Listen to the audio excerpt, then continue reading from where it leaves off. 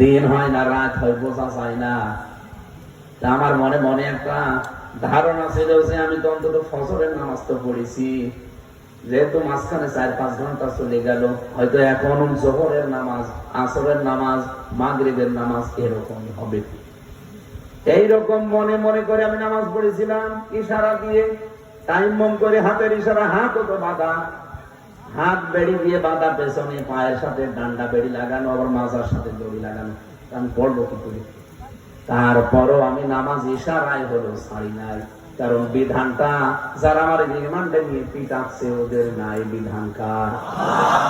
নামাজের কথা জিজ্ঞাসা করলে গালি দেয়, মা বাপ তুলে গালি দেয়, এজন্য বলিও না। যখন কম সময় ভাই একটু নামাজ পড়বো এমন গালি দেবে, ও গালি শুনে আপনার পেট ভরে যাবে, দরকার নেই।